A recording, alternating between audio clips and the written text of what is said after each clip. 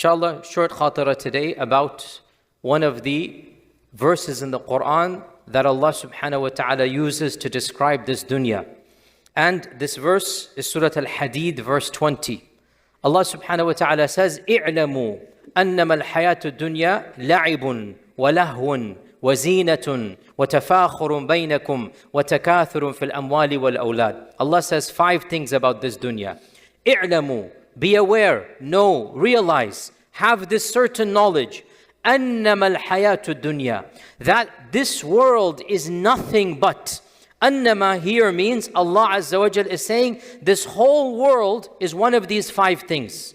This whole world is one of these 5 categories. Now, our scholars say this doesn't mean that every single aspect of this dunya is one of these 5, because no doubt good deeds do not come under these 5 categories. Rather, what Allah is saying, the majority of what mankind does is these 5 categories. The bulk or the default is that mankind involves themselves in these 5 categories. What are these 5 categories? Number 1, اعلموا أنما الحياة الدنيا لعب. La'ib. What is la'ib? We all know what la'ib means, to play. And playing is something you do to bring comfort to the body, to spend some time, to pass the hours away. But generally speaking, the benefit is not as much as the time invested. This is what la'ib is. And that is the reality of playing, right? That's what we call playing on our games, playing on our Wii or the Xbox, right? Playing outside.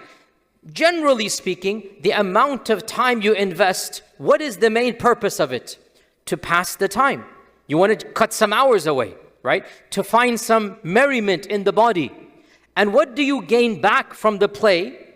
You gain some benefit. There's a little bit of fa'idah. But generally speaking, the benefit is not worth the time invested, especially when the playing becomes long. This is la'ib. Number 2 is lahu. Lahu means that which wastes your time. What is the difference between la'ib and lahu?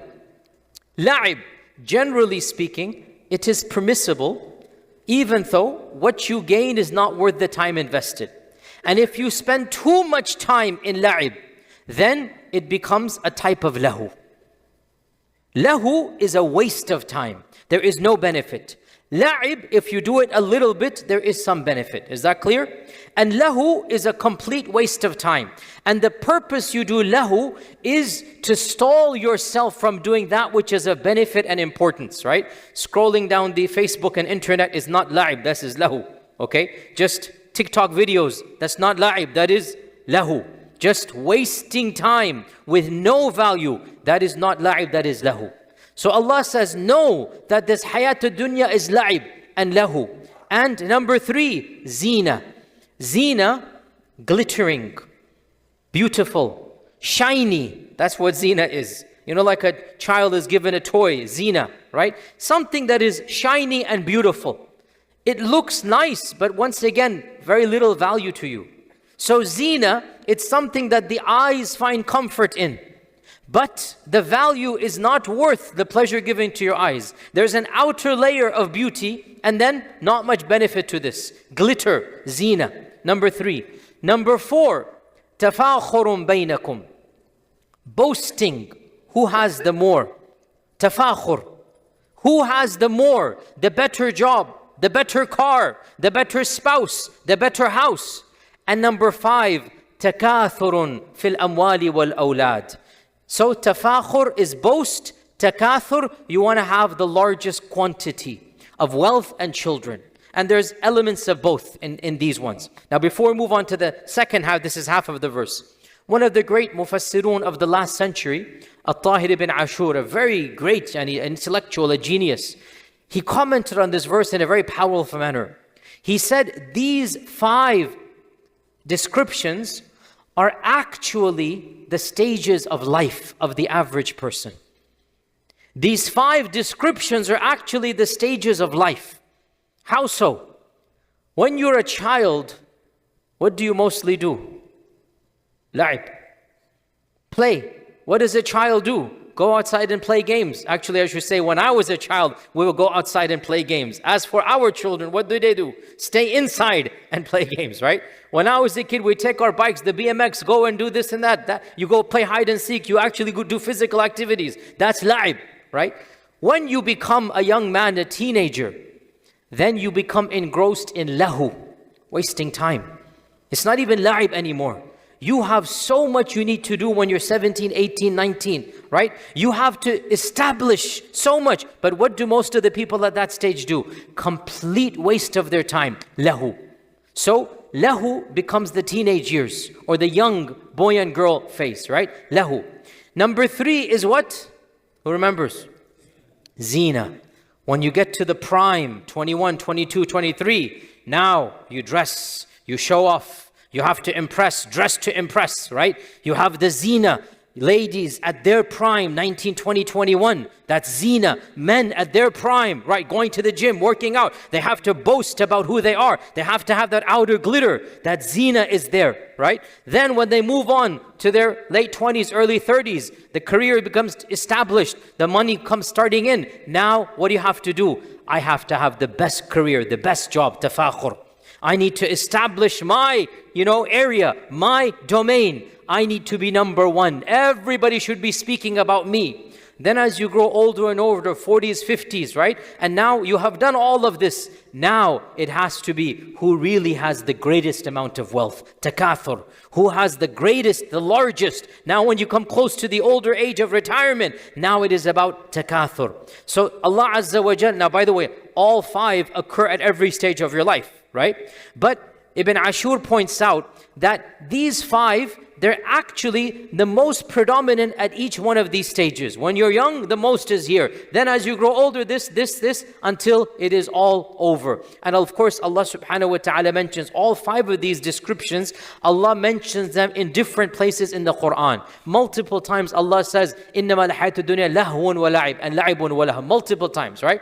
And Allah Azza wa Jalla says, الْمَالُ وَالْبَنُونَ زِينَةُ الْحَيَاةِ الدُّنْيا. Multiple times Allah talks about this world. وَلَا تَمُدَّنَّ عَيْنَيْكَ إِلَى مَا مَتَعْنَا بِهِ أَزْوَاجًا مِنْهُمْ زَهْرَةَ الْحَيَاةِ الدُّنْيا. The flowering of this world. So multiple times Allah describes this world as la'ib, this world as lahu, this world as zina, and this world as tafakhur, takathur, alhaakum at-takathur, right? This competition has destroyed you. This one verse combines all 5 of them. That's why it's unique in the Quran. But other verses mention every one of these in separate areas of the Quran. Then Allah concludes this verse with an example that is once again found throughout the Quran. An example that is found in at least half a dozen different locations, right? كَمَثَلِ غَيْثٍ أَعْجَبَ الْكُفَّارَ نَبَاتُهُ. So the example of this world. So first Allah uses 5 adjectives.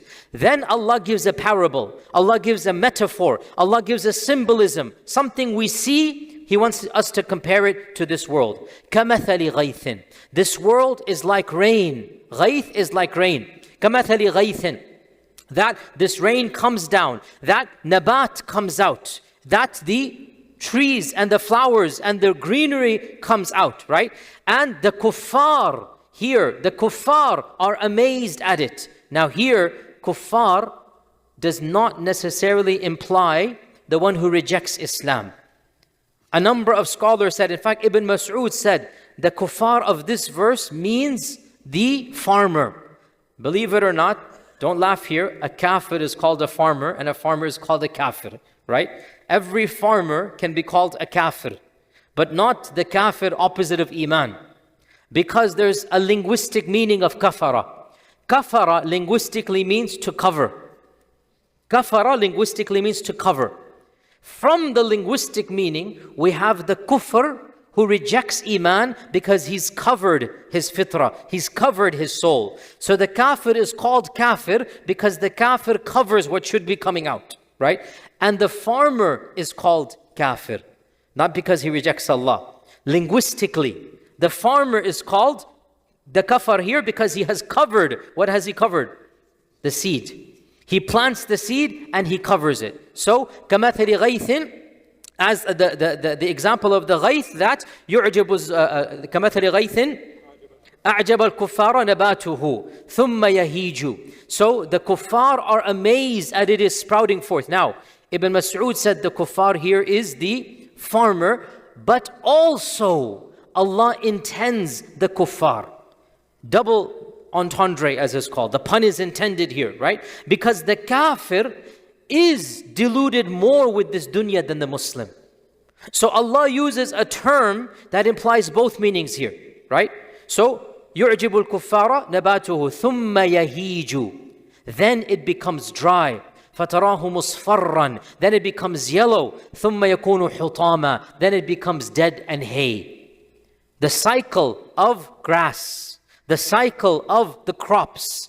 No crops last more than a few months. Every single crop, it sprouts forth, gives its fruits, then the next cycle begins. And this is a reality that every human being knows. Allah Azza wa Jal says, this is like the world.